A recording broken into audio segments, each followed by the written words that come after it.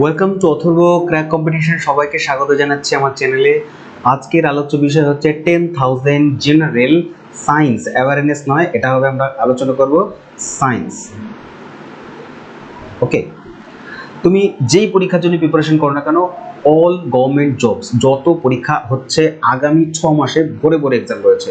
SSC, CGL, MTS, রেলের exam আছে, technician, ALP notification বেরোবে এনটিপিসির, তারপরে পুলিশের এক্সাম আছে, সেটা WP SI, WP constable, Kolkata police, এবং হচ্ছে পিএসসি সব থেকে বড় বড় এক্সাম। পিএসসির এক্সাম হচ্ছে মিসলিনিয়াস এবং হচ্ছে ক্লার্কশিপ। সব পরীক্ষার জন্য আগামী 6 মাস, এবং ডব্লিউবিসিএস ডিসেম্বরে হবে প্রিলিমিনারি। তো এই পরীক্ষাগুলোর জন্য জেনারেল সায়েন্স কিন্তু ভীষণ ইম্পর্টেন্ট যে কোনো পরীক্ষার জন্য। তাই তোমাকে এই 10,000টি জেনারেল সায়েন্সের এই ভিডিও তোমাকে দেখতে হবে। এর আগেও অনেকগুলো সেট আমি আলোচনা করেছি, যদি না দেখো অবশ্যই দেখো। প্লেলিস্টের লিঙ্কটি আমি আমার ডেসক্রিপশন বক্সে দিয়ে দিয়েছি। চলো এইটাই শুরু করব। আগে, আমার নাম রঞ্জিত বর্মন। ভিডিও ভীষণ ইন্টারেস্টিং হতে চলেছে, কিন্তু প্রথম থেকে শেষ অবধি থাকতে হবে তোমাদের। প্রথম প্রশ্ন দেখো, ইন্টারেস্টিং। আমি খুবই ভালো ভালো প্রশ্ন এখানে আনার চেষ্টা করি যাতে তোমাদের কনসেপ্ট খুব ভালো ক্লিয়ার হয়। ঠিক আছে, দেখো বলছে কি, when water is heated from 0 degree Celsius to 10 degree Celsius, তখন ভলিউমটা কি হবে? ইনক্রিজ হবে মানে বেড়ে যাবে, ডিক্রিজ মানে কমে যাবে, ডাজ নট চেঞ্জ কোনোই চেঞ্জ বা পরিবর্তন হবে না, নাকি প্রথম দিকে ডিক্রিজ হবে তারপরে ইনক্রিজ হবে? এইটা বুঝতে গেলে তোমাকে কিছু কনসেপ্ট বুঝতে হবে। কারণ আমি অপশনের ডি বলে দিয়ে চলে যেতে পারতাম, বা অপশন যেটা হবে, উত্তর যেটা হবে সেটা বলে দিয়ে চলে যেতে পারতাম, কিন্তু কনসেপ্টটাই তোমার ক্লিয়ার হলো না। তাহলে এই ধরনের কোশ্চেন যদি আবার আসে, একটু ঘুরিয়ে দিল, চেঞ্জ করে দিল, তখন পারবে না। তাই এই ধরনের কনসেপ্টটা এই পার্টিকুলার এই কোশ্চেনের যাতে একটা ভিডিওর মধ্যে এইখানে এমনভাবে বোঝাবো যাতে আর কোনো এক্সামে কোনো কোশ্চেনে যাতে না আটকায়। ঠিক আছে, আচ্ছা প্রথমে বলি, ভলিউম মানে হচ্ছে আয়তন। ঠিক আছে, ভলিউমের সাথে আমরা কানেকশন করব হচ্ছে কার সাথে? ডেনসিটির সাথে। তার কারণ ডেনসিটি পড়তে হবে তোমাকে, এই দুটোর মধ্যে ঘোরতর একটা রয়েছে, লিঙ্ক রয়েছে। ডেনসিটিকে বলা হয় ঘনত্ব। যদি ঘনত্ব আর আয়তন না বোঝো তাহলে বুঝবে যে 100 গ্রাম ঘি এবং 100 গ্রাম জল দুটোকে যদি একটি পাত্রের মধ্যে রাখি, দেখবে কোনটা বেশি ঘনত্ব থকথকে? ঘিটা। এবং হচ্ছে জলটার ঘনত্বটা কম হবে। যার ঘনত্ব কম তার আয়তন বেশি হয় এবং তার জায়গা বেশি লাগে, এবং যার আয়তন বেশি তার তো অটোমেটিক্যালি জায়গা বেশি লাগবে। সেই কারণে 100 গ্রাম জলের পাত্রটা একটু বড় হবে আর 100 গ্রাম ঘিয়ের পাত্রটা একটু কম হবে। তাই এদের মধ্যে যেটা কানেকশন রয়েছে সেটা হচ্ছে ডি মানে ডেনসিটি ইকুয়ালস টু এম মানে মাস পার ইউনিট বাই ভলিউম। ঠিক আছে, মানে ডি আর ভি এর মধ্যে, ভলিউম আর ঘনত্বর মধ্যে কানেকশন হচ্ছে ব্যস্তানুপাতিক। ডি এবং ভি ব্যস্তানুপাতিক সম্পর্ক, একটা বাড়লে আরেকটা কমবে। যদি ডি বাড়ে ভি কমবে, ভি বাড়বে ডি কমে যাবে। এটা মনে রাখতে হবে। ঠিক আছে, তার মানে ঘনত্ব এবং আয়তনের মধ্যে ব্যস্তানুপাতিক সম্পর্ক। আয়তন বাড়বে ঘনত্ব কমে যাবে, ঘনত্ব বাড়বে আয়তন কমে যাবে। ঠিক আছে, মনে রাখতে হবে। এবার কোশ্চেন করি। কোশ্চেন সলভ করতে গেলে আমরা বলছে 0 ডিগ্রি টেম্পারেচার, তাহলে 0 ডিগ্রি, তারপরে হচ্ছে 1 ডিগ্রি, তারপরে 2, তারপরে 3, দেন হচ্ছে 4 ডিগ্রি টেম্পারেচার, এবং হচ্ছে 5 ডিগ্রি টেম্পারেচার, তারপর হচ্ছে 6 ডিগ্রি, এবং সো অন 10 ডিগ্রি টেম্পারেচার অবধি আমরা রাখলাম। 0 ডিগ্রি মানে হচ্ছে কি? 0 ডিগ্রি মানে হচ্ছে বরফ। 0 ডিগ্রি মানে কি ভাই? বরফ। ওকে, এটা হচ্ছে আমরা বরফ ধরে নিই। ঠিক আছে, এইবার তুমি বাড়িতে অনেক সময় ডিপ ফ্রিজে বরফ জমিয়েছো, পুরো যে 500 যে বোতলগুলো হয় জলের বোতল, তাতে তুমি পুরো ভর্তি করে জল ভর্তি করে ছিপি আটকে যখন ডিপ ফ্রিজে ঢুকিয়েছো, ঘন্টা দুয়েক পরে যখন বের করবে তখন দেখবে যে যতটা তুমি জল ভরেছিলে বোতলে, এখন দেখা যাচ্ছে বোতলের শেপটা কিছুটা হলেও চেঞ্জ হয়ে গেছে, নিচের দিকটা একটু ফুলে গেছে বা উপর দিকটা একটু ইয়ে গেছে। কেন ফুললো? তার কারণ হচ্ছে যখন তুমি জল ভরেছিলে জলের আয়তন কম হয় বরফের তুলনায়। তাহলে তার মানে বরফের আয়তন কি হয়? আয়তন হয় ভি হয় বেশি। কার তুলনায় বেশি হয়? ভি, জলের তুলনায় বেশি হয় ভি। সেই কারণেই হচ্ছে ওর যখনই তোমার আয়তন বেশি হবে তাহলে জায়গা বেশি নেবে, সেই কারণে বোতল থেকে বেরিয়ে আসার চেষ্টা করবে এবং বেশি জায়গা করার চেষ্টা করবে, ওই জন্য বোতলটা ফুলে গেছিল। মনে থাকবে? আচ্ছা, আর আমি কি বলেছি যে ভি যখন বেশি হবে ডি তখন কম হবে। তার মানে বরফের যদি ভি বেশি হয় তাহলে অটোমেটিক্যালি তার ডি কি হবে? তার ডি মানে হচ্ছে তোমার ডেনসিটি বা ঘনত্ব হবে কম। জলের তুলনায় বরফের ঘনত্ব কম হবে। ঠিক আছে, আচ্ছা এইবার আমরা কি করছো? হিট দিচ্ছি। টেম্পারেচার বাড়াবো, টেম্পারেচার যখনই বাড়াবো প্রথমে 1 ডিগ্রি আসবে, তারপরে হচ্ছে 10 ডিগ্রি, 2 ডিগ্রি, 3 ডিগ্রি এবং হচ্ছে করতে করতে 4 ডিগ্রিতে আসবে। যখন 4 ডিগ্রিতে আসবে তখন এটা বরফ গলে জল হচ্ছে, আর জলের ঘনত্ব বরফের তুলনায়, জলের ঘনত্ব কিন্তু আমি জলের ঘনত্ব বলছি, জলের ঘনত্ব বরফের তুলনায় বেশি হয়। যদি ঘনত্ব বেশি হয় তাহলে অটোমেটিক্যালি ভি কি হয়ে যাবে, কমবে। তার মানে জলে যখন পরিণত হবে এটা মাইনাস চলে যাবে, মানে হচ্ছে কমবে কমবে কমবে, ঠিক আছে। কমতে কমতে একটা সময় আসবে যখন হচ্ছে যখন 4 ডিগ্রি টেম্পারেচারে আসবে। 4 ডিগ্রি টেম্পারেচারে, এই 4 ডিগ্রি টেম্পারেচারে এখানে পুরো আলাদাই একটা জিনিস শো করে। এখানে ভি বা ভলিউম, জলের ভি বা ভলিউম সব থেকে মিনিমাম হবে, একেবারে মিনিমাম হয়ে যাবে। কোথায় এসে না 4 এ এসে মিনিমাম হয়ে যাবে, समझ गया। আচ্ছা, একই কথা যদি আমরা ডেনসিটির ক্ষেত্রে বলি, যদি এখানে কি হচ্ছে ভি কমছে, ভি যদি কমে তাহলে একটা কমলে একটা বাড়ে, তাহলে উল্টো দিকে কি হবে, ডেনসিটি বাড়ছে, ডেনসিটি বাড়ছে, ডেনসিটি বাড়ছে, বাড়তে বাড়তে 4 ডিগ্রি টেম্পারেচারে আসবে। 4 ডিগ্রি টেম্পারেচারে ডি এসে কি হয়ে যাবে, এটা হয়ে যাবে ম্যাক্সিমাম হয়ে যাবে, ম্যাক্সিমাম, ঠিক আছে। তাহলে ভি হয়ে গেল মিনিমাম, উল্টো দিকে ডি হয়ে গেল ম্যাক্সিমাম। তাহলে দুটো একটার অপোজিট তো, সেই কারণে বোঝা গেল। তাহলে এই হচ্ছে ব্যাপার। এবার আরও টেম্পারেচার যাবে, আরও যদি যায় তখন 5 ডিগ্রি, 6 ডিগ্রি, 7 ডিগ্রি এভাবে করে করে 10 ডিগ্রিতে আসবে। এবার একটুখানি ভালো করে বোঝার চেষ্টা করবে, একদম বলছে এই টেম্পারেচারটাই 4 ডিগ্রি টেম্পারেচারটাই নাকি ওর বা জলের সব থেকে বেশি ভলিউম, সরি সব থেকে কম ভলিউম থাকে। যদি এটা সব থেকে কম ভলিউম থাকে তাহলে নিশ্চয়ই আগামীতে চেঞ্জ হবে, এই মিনিমামটা হয় বাড়বে নালে কমবে। তাহলে কি হবে, এবার এটা বাড়তে শুরু করবে, মিনিমামই তো এটা সব থেকে, তাহলে পরবর্তী একটা টেম্পারেচারই তো মিনিমাম থাকতে পারে, পরের কোনো টেম্পারেচার তো মিনিমাম থাকতে পারে না। তাই যে কোনো একটা টেম্পারেচারই মিনিমাম থাকতে পারে, মিনিমাম মানে একদম কম, এর থেকে আর কম হবে না বা এর থেকে আর বেশি হবে না। তাহলে এই টেম্পারেচারটাই সেই এর থেকে কম আর কি। এবার আস্তে আস্তে আবার বাড়তে শুরু করবে, তো 10 ডিগ্রি টেম্পারেচারে এসে এটা আবার বেড়ে যাবে, ঠিক আছে। উল্টো কেস হবে হচ্ছে ডেনসিটির ক্ষেত্রে, উল্টো কেস হবে ডেনসিটির ক্ষেত্রে, এইটা আবার কি হবে, ডেনসিটি হয়ে যাবে নেগেটিভ, কমবে কমবে কমবে, কমতে থাকবে, ঠিক আছে। তার কারণ এটা ম্যাক্সিমাম হয়ে গেছে, এটা পুরোপুরি ম্যাক্সিমাম হয়ে গেছে। এবার ম্যাক্সিমাম হয়ে যাওয়ার পর আবার কমার পালা, কমবে। এটা মিনিমাম হয়ে গেছে, মিনিমাম হয়ে যাওয়ার পরে কি এটা বাড়ার পালা, মিনিমাম হয়ে গেছে, মিনিমামের পরে এর থেকে মিনিমাম তো হবে না। মিনিমাম মানে কি, মিনিমাম মানে এর থেকে আর কম মিনিমাম হবে না। তার মানে এবার পরের যে টেম্পারেচারে যাব এটা আবার বাড়তে শুরু করবে, একই রকম হবে। এটা ম্যাক্সিমাম হয়েছে, তার মানে এটার বেশি আর ম্যাক্সিমাম হবে না, ম্যাক্সিমাম মানে এটার সব থেকে বেশি, তার এরপরে যেটা হবে সেটা হবে কমবে, বুঝেছো। তাহলে যদি পরীক্ষায় আয়তন দেয়, ভলিউম দেয় বা আয়তন দেয়, তাহলে কি লিখবো, দেখো আয়তন যদি দেয় 0 ডিগ্রি থেকে 10 ডিগ্রি দিতে হবে, তার কারণ মাঝখানে 4 ডিগ্রি তোমাকে রাখতেই হবে, মাঝখানে 4 ডিগ্রিটাকে রাখতেই হবে, ঠিক আছে। 4 ডিগ্রি পর্যন্ত ভলিউমের চেঞ্জেস একটা হয়, আবার 4 ডিগ্রির পরে আবার অন্য রকমের হয়, ঠিক আছে। সেই জন্য তুমি বুঝবে যে 0 ডিগ্রি মানে 4 ডিগ্রি মাঝখানে আছে কি নেই। তাহলে উত্তরটা হবে আয়তন প্রথমে কি হচ্ছে, মাইনাস মাইনাস মাইনাস কমছে, প্রথমে ডিক্রিজ হবে, ঠিক আছে। আচ্ছা, তারপরে এখানে 4 ডিগ্রিতে এসে মিনিমাম হয়ে গেল ভলিউম, তাহলে 4 ডিগ্রিতে একদম মিনিমাম হয়, তারপরে আবার বাড়ছে, তার মানে প্রথমে হবে ডিক্রিজ, দেন হচ্ছে ইনক্রিজ, কি না ভলিউম, ঠিক আছে। প্রথমে হচ্ছে ডিক্রিজ, পরে হচ্ছে ইনক্রিজ হলো, ওকে।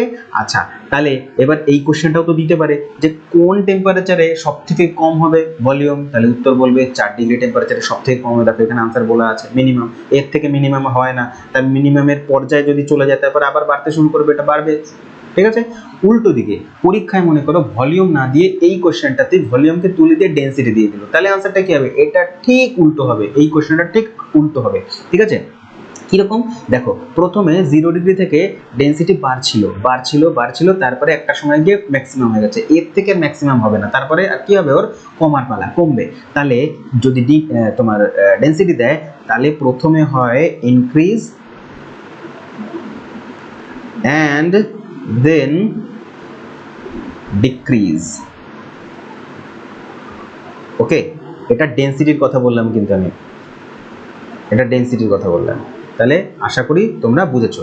আর ডেনসিটি সব থেকে ম্যাক্সিমাম হয় হচ্ছে 4 ডিগ্রিতে, আর ভলিউম সব থেকে মিনিমাম হচ্ছে 4 ডিগ্রিতে, কারণ ভলিউম এবং ডেনসিটি একে অপরের উল্টো, ওকে। চলো পরের কোশ্চেন, আশা করি বুঝেছো, যদি না বুঝো আবার একটুখানি রিপিট করে দেখে নিও। পরের প্রশ্ন বলছে polythene is a polymer of, polythene is a polymer of, কিসের না ইথিলিনের পলিমার। ওকে, ইথিলিনের পলিমার। আচ্ছা, এবার পলিথিন এরকম একটা তোমার পলিমারের মধ্যে একটা পলিমার হচ্ছে টেফলন। টেফলন ইউজ করা হয় কিসে? টেফলন ইউজ করা হয় তোমার হচ্ছে কি বলে, আরে ননস্টিক, মানে স্টিক করে না খাবার দাবার, তো ননস্টিকের যে ইয়েগুলো থাকে না বাসনপত্র, সেখানে হচ্ছে টেফলন ইউজ করা হয়, বুঝেছো? আচ্ছা, পরের প্রশ্ন বলছে, এটাও পলিমার থেকেই কোশ্চেন, বলছে the polymer used in making plastic crockery. Plastic crockery কোনগুলো? যেগুলো হচ্ছে প্লাস্টিকের যে আমাদের রান্নাঘরে প্লেট, তারপরে প্লাস্টিকের যে ওই চামচ, তারপরে হচ্ছে তোমার প্লাস্টিকের যে মশলা রাখার যেই ইয়েগুলো তোমার কি বলে, এই ঢাকনা সহ যে ইয়েগুলো কি বলে, বয়মগুলো, তারপর হচ্ছে তোমার প্লাস্টিকের প্লেট, কাপ, বাটি যা কিছু আছে সেগুলোকে বলা হয় প্লাস্টিক ক্রোকারি। এইগুলো তৈরি হয় কোন ধরনের পলিমার দিয়ে? কোন পলিমার দিয়ে তৈরি করা হয়?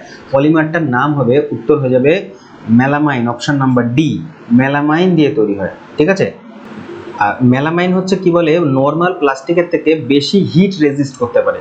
বেশি হিট রেজিস্ট করার কারণে এগুলো দিয়ে এই বাসনপত্রগুলো তৈরি করা হয়। এছাড়াও মেলামাইনের ইউজ হচ্ছে তোমার ওই টাইলসের ক্ষেত্রে, বিভিন্ন রকমের টাইলসের যে উপরে থাকে ফেব্রিক ইয়ে করা হয়, কিচেন ওয়্যার, এগুলো কিচেন ওয়্যার মানে এই যে কথাগুলো বলছে। এবার এই মেলামাইনের একটা পার্ট হচ্ছে কেবলার। কেবলার মনে রাখবে, কেবলার দিয়ে bullet proof jacket, bullet proof,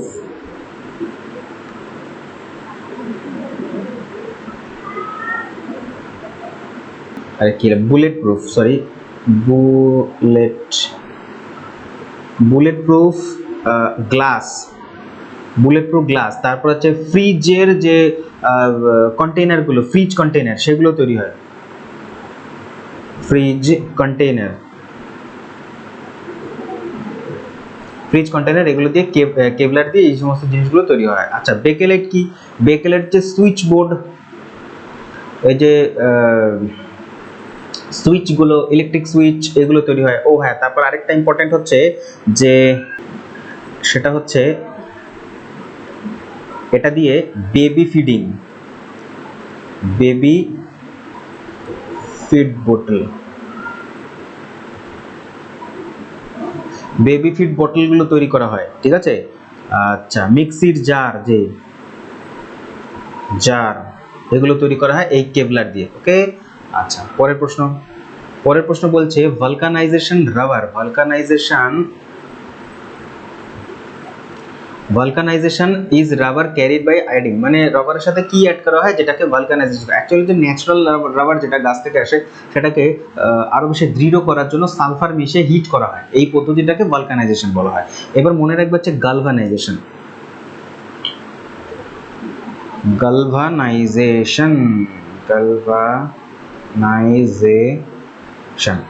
গালভানাইজেশন হচ্ছে জিঙ্কের প্রলেপ বা দস্তার প্রলেপ দেওয়া হয় মরিচা থেকে বাঁচানোর জন্য। আরেকটা হচ্ছে তোমার ভালকানাইজেশন তো হয়ে গেল, একটা হচ্ছে তোমার অ্যামালগাম,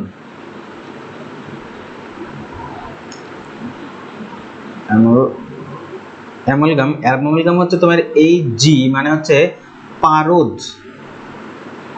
পারদের প্রলেপ দেওয়ার প্রসেসকে বলা হয় অ্যামালগাম। ওকে, ওজোন হচ্ছে তোমার O3, আর এই ওজোন লেয়ারটা কিন্তু ওজোন লেয়ার আবিষ্কার করেছে হচ্ছে তোমার হেনরি বুশন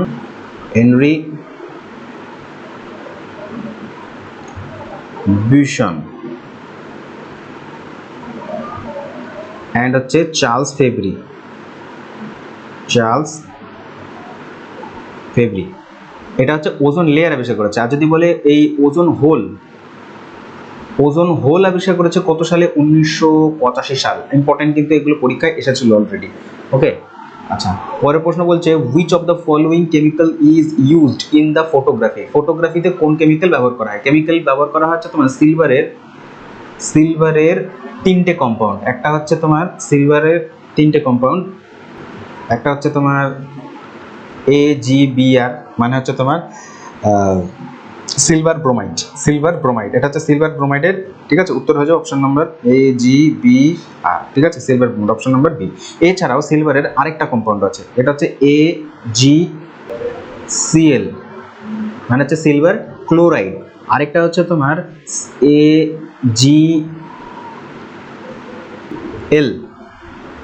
AgL, এল না সরি, এটা AgI, মানে হচ্ছে তোমার সিলভার আয়োডাইড, সিলভার আয়োডাইড। আচ্ছা, সিলভার আয়োডাইড যেটা AgI, এটার আরেকটা ইউজ আছে, সেটা হচ্ছে তোমার আর্টিফিশিয়াল বা কৃত্রিম বৃষ্টি সৃষ্টি করতে সিলভার আয়োডাইড ব্যবহার করা হয়। সিলভারের আরেকটা কম্পাউন্ড হচ্ছে সিলভার নাইট্রেট।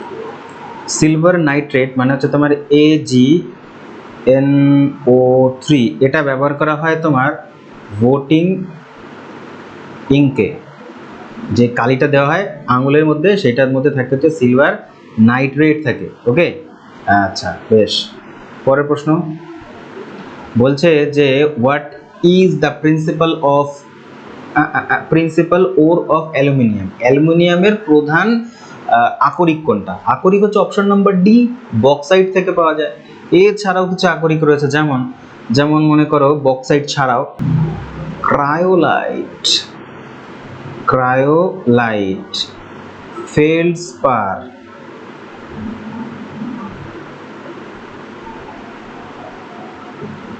এগুলো থেকেও অ্যালুমিনিয়াম নিষ্কাশন করা হয়। ওকে, আচ্ছা, ডলোমাইট কার? ডলোমাইট Mg,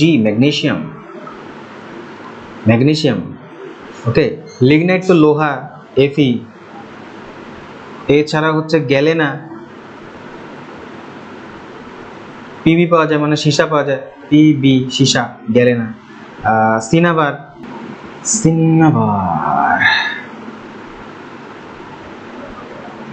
সিনাবার থেকে পাওয়া যায় হচ্ছে Hg, মানে মার্কারি বা পারদ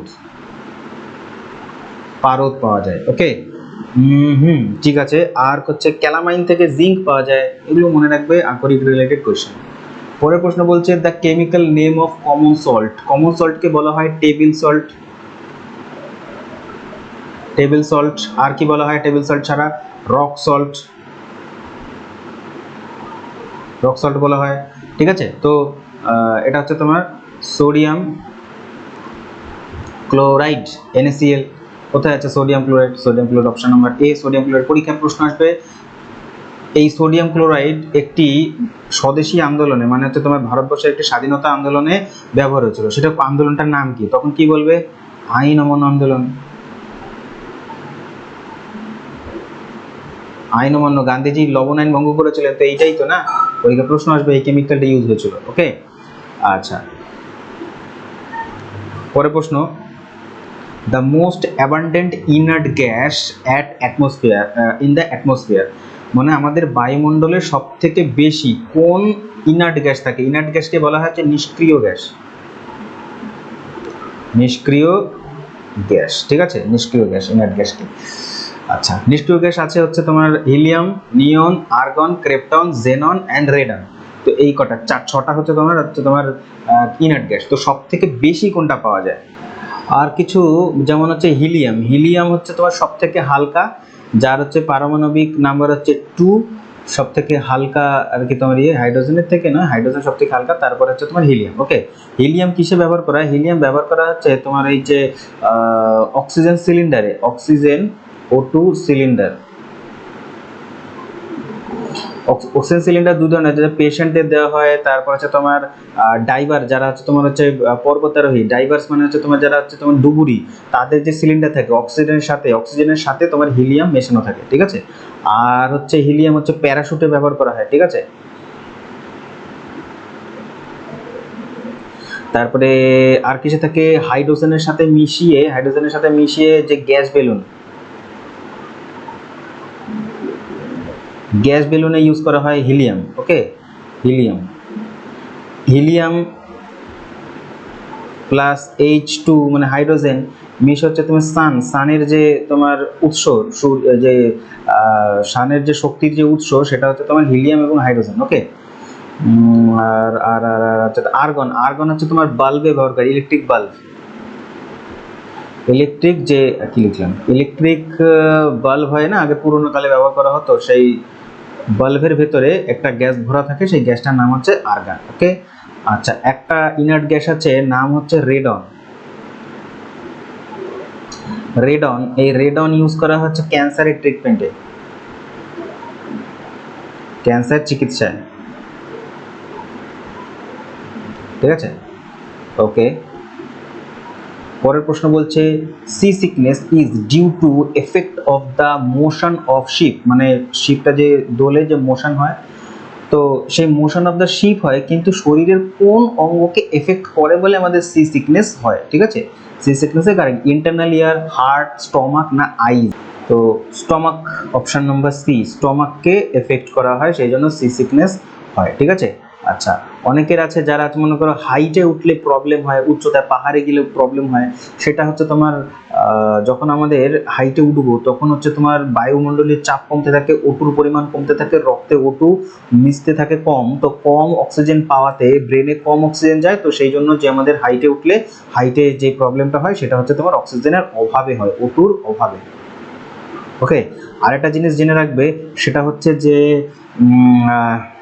ফিয়ার অফ হাইট, মানে উচ্চতাজনিত ভয়কে কি বলা হয়? বলা হয় হচ্ছে তোমার অ্যাক্রোফোবিয়া। অ্যাক্রোফোবিয়া বলা হয় উচ্চতাজনিত ভয়কে। ঠিক আছে, আর আর আচ্ছা, ইন্টারনাল ইয়ারে তিনটে, ইন্টারনাল ইয়ারে নয়, অ্যাকচুয়ালি হচ্ছে তোমার আমাদের যে কান আছে, কানের তিনটে পার্ট, অন্ত, মধ্য আর বহিরঙ্গ। তো মধ্যকর্ণে তিন ধরনের হাড় থাকে, সেটার মধ্যে হচ্ছে তোমার স্টেপিস, ইনকাস অ্যান্ড মেলিয়াস। ঠিক আছে, তো সব থেকে ছোট হচ্ছে স্টেপিস, এটা হচ্ছে স্মলেস্ট বোন আওয়ার বডি। ঠিক আছে, আর সব থেকে দীর্ঘতম হাড় যদি বলি সেটা হচ্ছে ফিমার। ফিমার কোথায় থাকে? থাইতে থাকে, থাই বোন। ঠিক আছে, থাই বোনে থাকে হচ্ছে ফিমার, এটা হচ্ছে সব থেকে লংগেস্ট। ওকে, ভেরি গুড। আর কি আছে? হ্যাঁ, কানের দুটো কাজ, একটা হচ্ছে তো শব্দ শুনতে বা শ্রবণ ইন্দ্রিয় হিসেবে কাজ করে, আরেকটা হচ্ছে তোমার দেহের ভারসাম্য রক্ষা করে, ভারসাম্য রক্ষা করে, দেহের ভারসাম্য রক্ষা করে কান। ওকে, স্টমাকের চারটে চেম্বার, চেম্বার কিন্তু, হ্যাঁ আমি চারটে স্টমাকের কথা বলছি, স্টমাকেরটাই, স্টমাকের চারটে চেম্বার, চারটে চেম্বারের মধ্যে এক নম্বর হচ্ছে প্রথম হচ্ছে ফান্ডাস, তারপর হচ্ছে দু নম্বর হচ্ছে কার্ডিয়াক, তিন নম্বর হচ্ছে পাইলোরিক, আর চার নম্বর হচ্ছে রুমেন। এর মধ্যে এই তিনটে হচ্ছে হিউম্যানদের থাকে, তার মানে হিউম্যান পাকস্থলীর তিনটে চেম্বার, কিন্তু যেই অ্যানিমেলদের এইটাও থাকে, 4 নম্বর চেম্বার রুমেন থাকে, তাদেরকে বলা হয় রুমিনেন্ট, বা ওই যে যারা জাবর কাটে, যেমন কারা আছে, কাউ, ক্যাটেল, যারা ক্যাটেল, ক্যাটেলদের হচ্ছে চারটেই থাকে, এই চারটেই থাকে হচ্ছে ক্যাটেলদের। ওকে, আচ্ছা, পরের প্রশ্ন বলছে Eliza test is employed to the diagnose, মানে এলিজা টেস্ট হচ্ছে নিম্নলিখিত কোন রোগের টেস্টের জন্য করা হয়, তোমার টেস্ট করা হয়?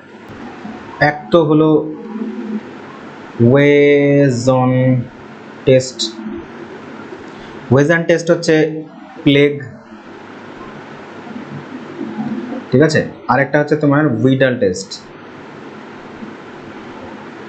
এটা হচ্ছে তোমার টাইফয়েড, টাইফয়েড। ঠিক আছে, মনে রাখবো ওয়েজন টেস্ট আর হচ্ছে উইডাল টেস্ট, আর এলিজা টেস্ট হচ্ছে। তো পরের প্রশ্ন, আচ্ছা এটাই লাস্ট কোশ্চেন ছিল। So thank you very much সম্পূর্ণ ভিডিও দেখার জন্য। ভালো লাগলে লাইক করবে, আর চ্যানেলে প্রথম হলে সাবস্ক্রাইব করবে। দেখতে তো অথর্ব ক্র্যাক কম্পিটিশন নিয়ে একটা নতুন একটা সম্পূর্ণ ভালো ভিডিও নিয়ে হাজির হবো তোমাদের সামনে। ততক্ষণ দেখতে থাকো অথর্ব ক্র্যাক কম্পিটিশন। ধন্যবাদ।